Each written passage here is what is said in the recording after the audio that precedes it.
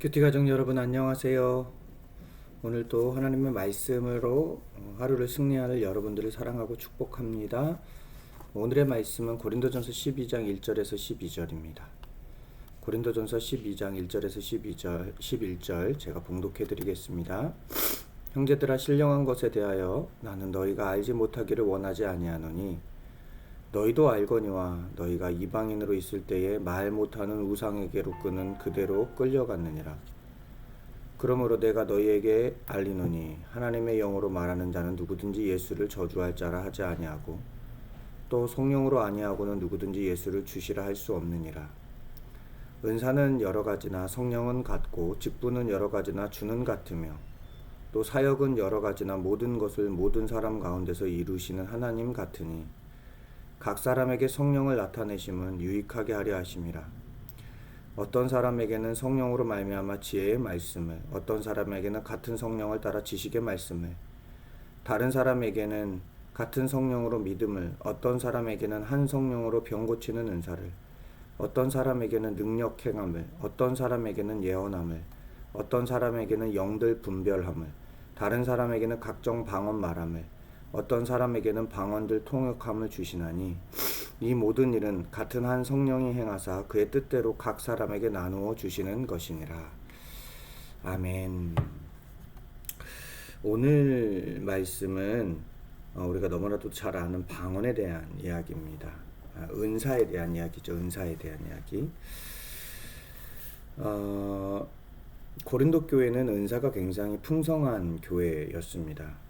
그런데 고린도 교회가 이 은사로 말미암아서 은사를 받는 자와 받지 못한 자, 또 은사가 어떤 게 중요하다, 어떤 게 중요하지 않다, 이런 이야기들을 가지고 비교를 하는 것이 또 공동체 문제가 되기도 했습니다. 그래서 바울은 은사의 목적과 본질을 분명하게 오늘 7절을 통해서 이렇게 말합니다. 각 사람에게 성령을 나타내심은 유익하게 하려 하심이라.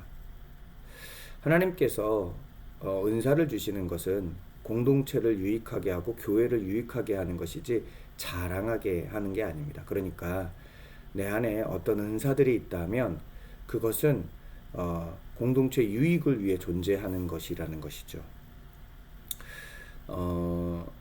바울은 은사 중에서 가장 좋은 은사를 뭐라고 소개하냐면 오늘 3절 하반절에 보면 누구든지 예수를 저주할 자라 하지 아니하고는 또 성령으로 아니하고는 누구든지 예수를 주시라 할 수 없느니라.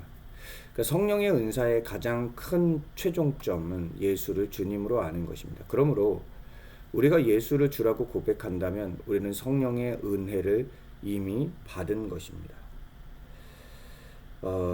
여러분, 그러니 우리는 어떤 특별한 은사 받은 사람을 부러워할 필요가 없습니다. 왜냐하면 우리는 예수님을 다 믿고 있기 때문이죠.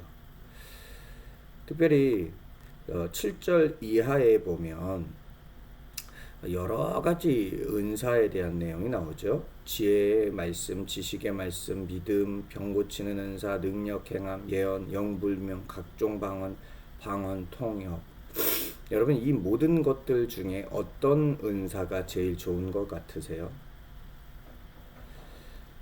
중요한 거는 은사 어떤 게 좋다 이게 아니라 11절에서 이렇게 말해요. 이 모든 일은 같은 한 성령이 행하사 그의 뜻대로 각 사람에게 나누어 주니.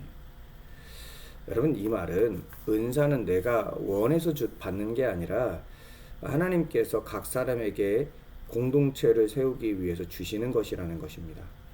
그런데 우리는 내가 원하면 은사를 받을 수 있고 간절히 기도하면 은사를 받을 수 있다라는 가르침을 배워왔습니다. 아니요.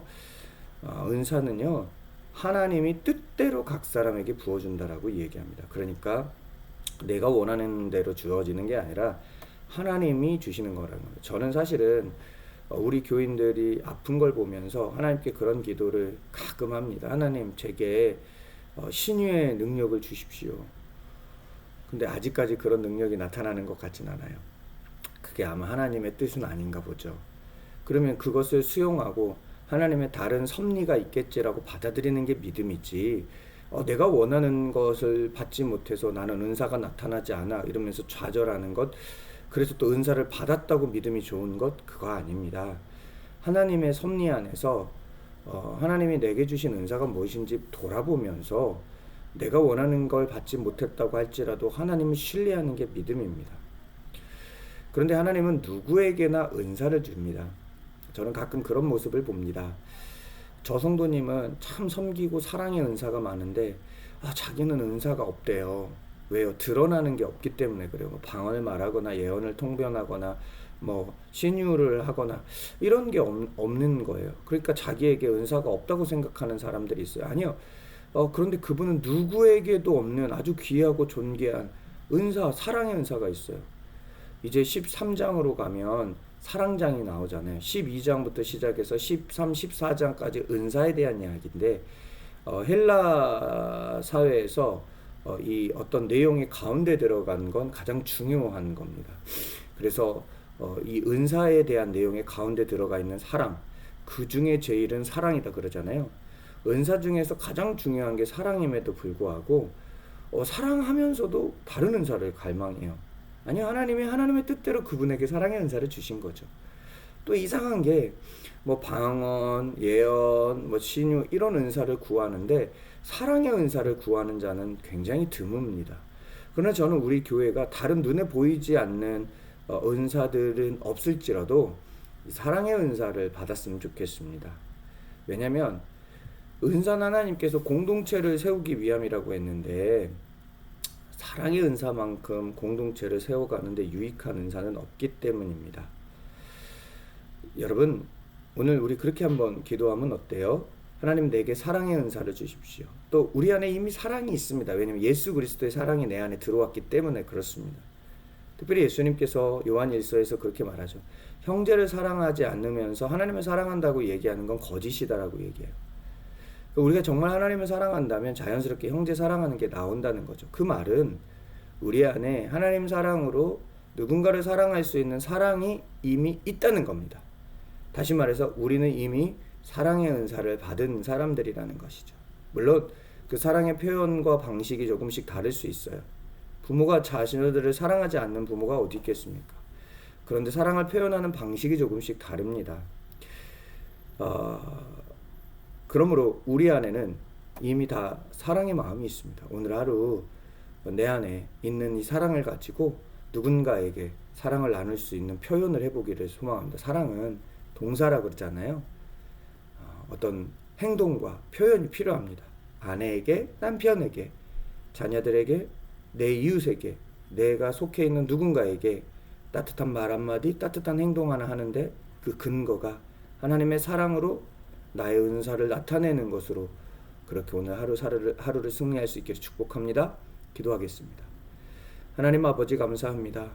우리 안에 이미 내재된 그리스도의 사랑이 사랑을 불러올 수 있는 삶으로 나타날 수 있도록 하나님 인도하여 주옵소서. 오늘도 주의 은혜 속에서 사랑하며 살겠습니다. 성령님 도와주옵소서. 예수님 이름으로 기도드렸습니다. 아멘. 오늘은 금요기도회가 있는 날입니다. 금요기도회 때 함께 만나기를 축복합니다. 사랑합니다.